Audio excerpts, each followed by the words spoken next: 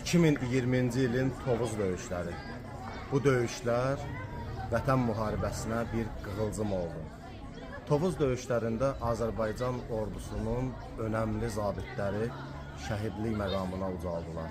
Onlardan General Polad Həşimovu, Anar Novruzovu tanımayan yoxdur ölkəmizdə.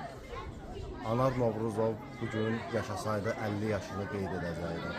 Təəssüflər olsun ki, o aramızda yoxdur, amma biz fəxrlə hər zaman bundan sonra 50 illiklər 100 illiklərə, 100 illiklər 1000 illiklərə keçsələr də dastanlara çevriləcək Anar Novruzov xatırlanacaq. Necə ki, haqqında sənədli film çəkilib, kitab yazılıb.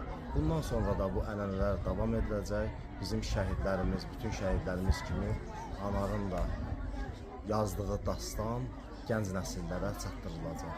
Məkanın cənnət olsun, cənab mayor. Allah rəhmət eləsin.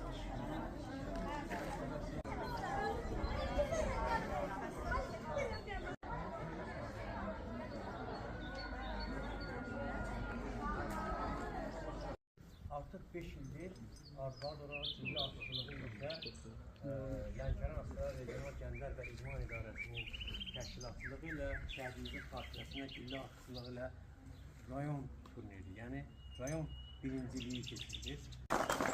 Belə bir hədiyyədir.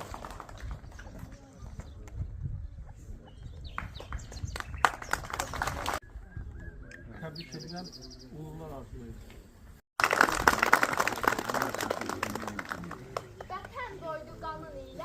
Tapşırıq yeni ekledi. Mövqat tam nəzərinizdə vətən onu sevənlər ürəkdə yaşayır. Siz o ürəyi qoruyandasınız. Biz bu torpaqlar üçün canımızı da verək. Çünki bu sadəcə torpaq deyil, vətəndir.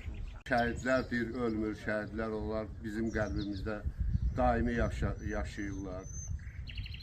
Anarın göstərdiyi qəhrəmanlıq bizim bütün əlçivanlar üçün, bütün masallar üçün, bütün Azərbaycan üçün bir nümunədir.